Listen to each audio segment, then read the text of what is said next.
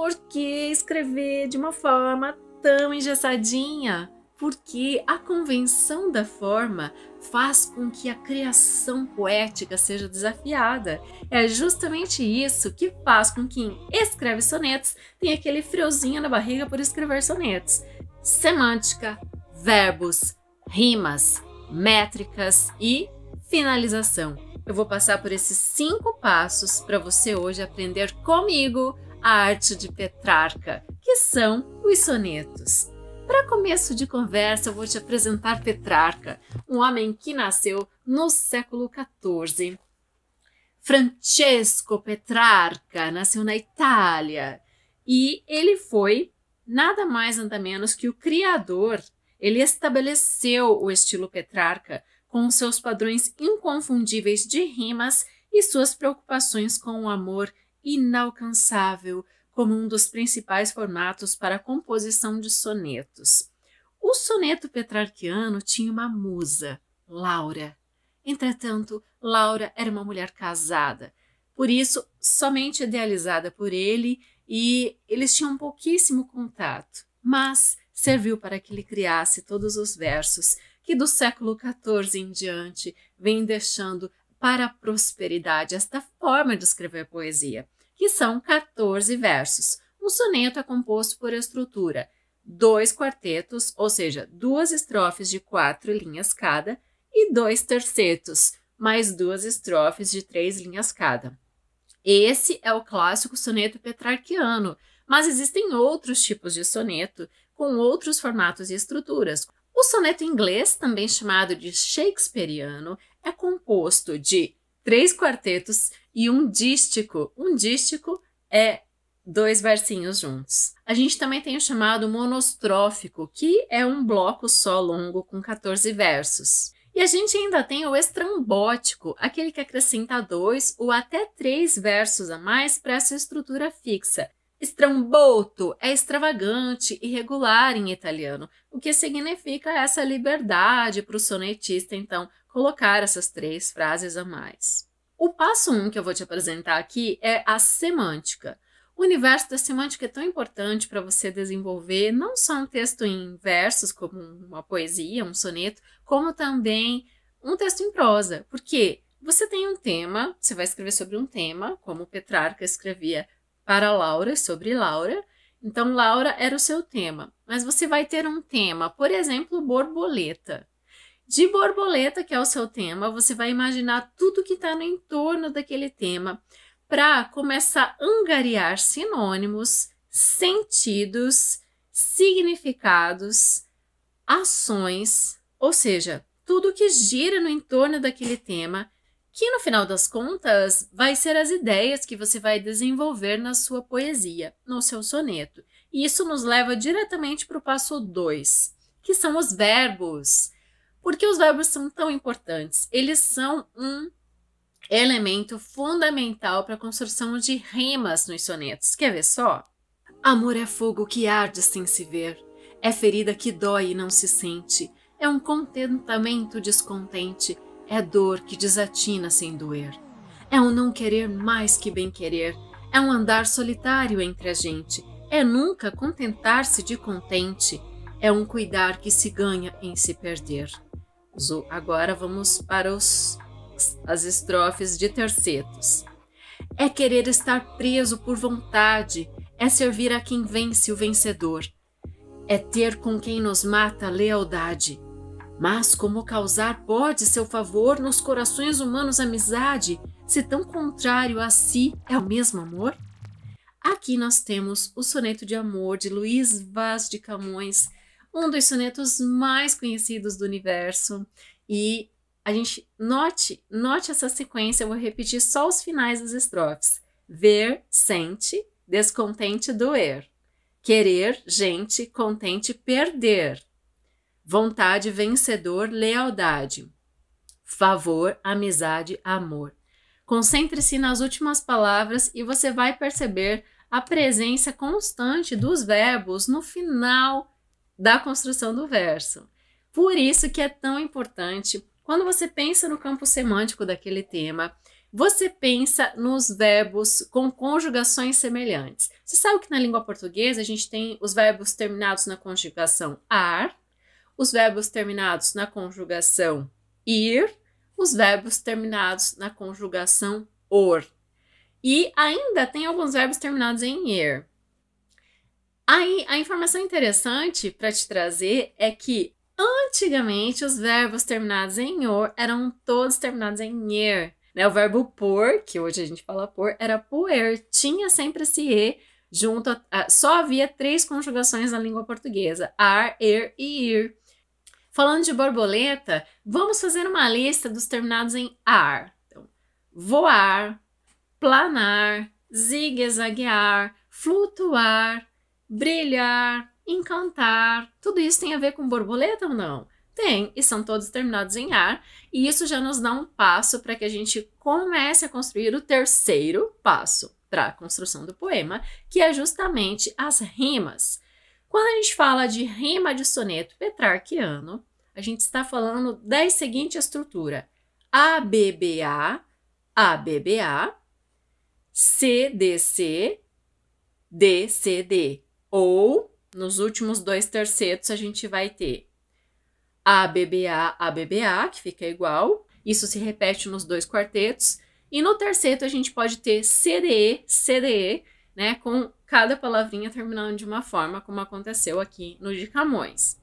Mas por que escrever de uma forma tão engessadinha? Porque a convenção da forma faz com que a criação poética seja desafiada.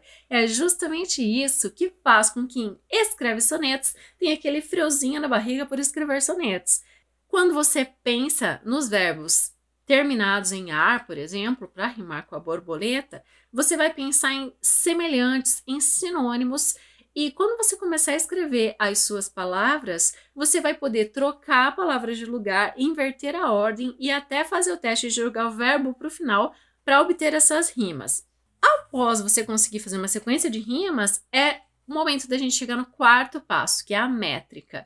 A métrica tem a ver com a escansão, que é o ato de você contar as sílabas poéticas, que são diferentes das sílabas fonéticas, pura e simplesmente da língua portuguesa. E eu vou explicar como se faz uma escansão. Então, sempre que você tiver uma vogal terminando numa palavra e outra vogal começando a próxima palavra, elas vão se juntar e vão formar uma única sílaba fonética para o seu soneto, para o seu poema. Pegando a frase: amor é fogo que arde sem se ver, no que arde, né, no que ar, então ali o que ar vai ser uma única sílaba fonética para contar as métricas do verso da sua poesia. Normalmente, nós temos no soneto petrarquiano mais uma imposição, que é o que fez Camões, que é o que Flor Bela Espanca fez em Livro de Soror Saudades, que é o que a maioria dos sonetistas fazem, que são os decassílabos heróicos. Ou seja, quando Camões escreveu os 8.816 versos de Os Lusíadas, todos eles foram rimados e metrificados como decassílabos.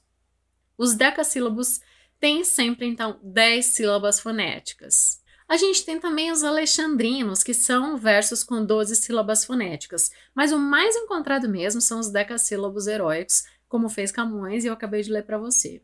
Para a gente testar isso na prática, eu vou ler para você um soneto da Flor Bela Espanca, escritora portuguesa do século XIX, que escreveu entre tantos sonetos, né, Livro de Saudades, Charneca em Flor, são todos livros de sonetos, e ela escreve um chamado Eu, em Charneca em Flor. É assim, ó: até agora eu não me conhecia, julgava que era eu e eu não era, aquela que em meus versos descrevera, tão clara como a fonte e como o dia. Mas que eu não era eu, não o sabia. Mesmo que o soubesse, o não dissera. Olhos fitos em rútila quimera, andava atrás de mim e não me via.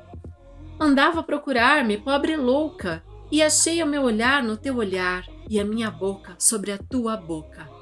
E esta ânsia de viver que nada acalma e a chama da tua alma a embracear as apagadas cinzas da minha alma. Conhecia, era descrevera dia. Então, a gente tem exatamente A, B, B, A. Depois, no segundo quarteto, sabia, dissera, quimera, havia.